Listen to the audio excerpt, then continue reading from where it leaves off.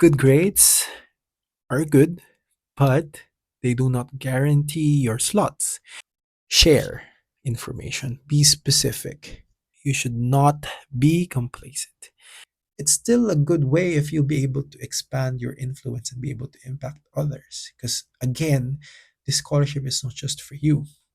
If you have good grades, this video is for you.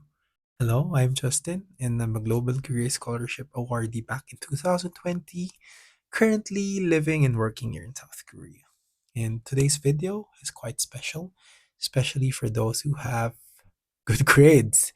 When I say good grades, almost like 95 to 100% from their bachelor's degree.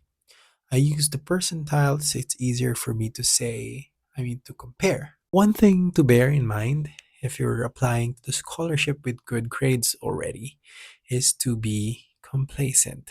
You should not be complacent. Good grades are good, but they do not guarantee your slots. And as mentioned, the holistic assessment of the scholarship program can still make or tip the scale, making other people more advantages and get more chances of getting selected compared to you. So, having good grades is an advantage, but not a guarantee. Of course, if you already have good grades, you have already an advantage. But how you will be able to maximize your chances and get that scholarship this year? The most important thing for you to do now is to prove that you really have good grades. Therefore, make sure that your grade conversion, your what you are declaring as your CGPA is accurate and truthful. So securing documents from your school is the best way to prove that. So if you can also request from your university that they could provide you certificate that you are in the top like 1% of the class or the top one student of your class, the better. These certificates from your school provide substance and credibility to your claim of having good grades. Submitting these good grades with well written essay, personal statement of purpose is the best combination. So if you have good grades and then you have um, well written essays, very good. And that's the second tip. Aside from proving your grades, you should also have a well written essay, statement of purpose, and personal statement. And that's very important for you to provide because grades put your application in the door, but in order to be able to go inside the GKS family, you need to have a lot of the other thing, which is the essay. In your essay, you should be able to reflect like how you were able to get these good grades. I would suggest um, showcasing your if you really are intelligent or a genius, show it, write it, explain it, express it in the essays. If you strived to succeed and get these good grades, explain how you did this. When I'm commenting or providing suggestions on how to write the essay, I always tell them to share information, be specific. It's like show, not tell. When you show how you were able to get these good grades, you substantiate, you provide details like how you were able to be the number one out of the 500 students. It is more, the story is more complete. Instead of saying I'm the top one from my graduating batch, I would say I rise to the number one spot out of the 500 graduating students from my university by blah, blah, blah, blah, blah. By doing this, while doing this, by doing this, studying this.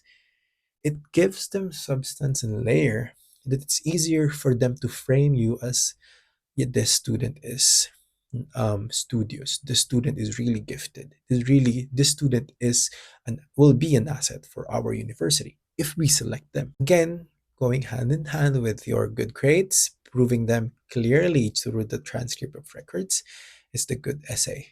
But aside from the essays, I will be suggesting that you really prove yourself outside of the academic sphere.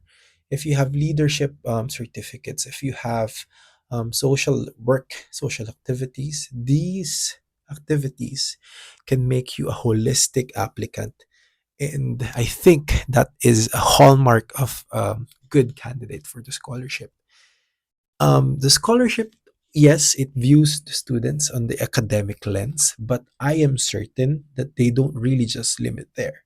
They try to see you on the other facets. If you're saying you're academically good, how about in your social life? How about in your sphere of influence? How can you help other people?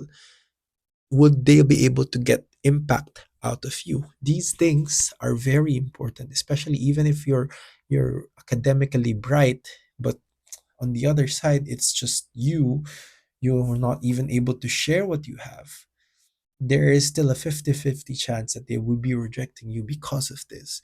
And I'm not saying that you should be extroverted or be someone who's very very outgoing. I'm just saying and sharing that it's still a good way if you'll be able to expand your influence and be able to impact others. Because again, this scholarship is not just for you. There's always an underlying thing behind getting the scholarship, that an expectation that you'll be able to share what you learned here in South Korea. If you really are certain and you can prove your um, non-academic competency, I suggest joining programs, and extracurricular activities can really help your cause. One of the biggest mistakes that you can actually commit is actually not following the instructions. So if they told you, if the requirement is two recommendation letters or one recommendation letter, just follow the instruction. It's okay to overdo it than to not submit the required documents. So, for example, the required letter of a recommendation is only one, but you were able to secure at least 2 to 3 recommendation letters. That's nice. Always overdoing it in a sense of not too much, but like at least an extra one or two is still better than not submitting or not following instruction. And in the Global Career Scholarship Program guidelines, they're quite keen when it comes to the recommended documents and the optional documents. So you just have to follow the instructions. Again, that's the worst mistake you'll be able to commit. Because, for example, your recommendation letter does not follow the format, you're excluded from the application process, even if you get 100% from your bachelor's degree. And that's certain. Similar to those who have low grades, the best thing for you to do to be able to secure that slot is to get language certificates. Yes, grades are there. You have good grades, but again, language certificates nowadays carry so much value. And I would highly suggest, if you can afford to apply for these exams, take them and submit documents related to them. Because at the end of the day, I mean, getting more points from these certificates can really secure those slots. With the steps and at least like what to do guide, you'll be able to secure the slot, especially for those who have good grades. And if you already have good grades and you were able to secure all the things I've mentioned here, again, everything is not guaranteed. It's still in the hands of the reviewer, to the NID coordinators, but I hope that we'll be able to get the slot and be able to get the scholarship this year. And hoping to see you here in South Korea. Bye bye. Till my next video.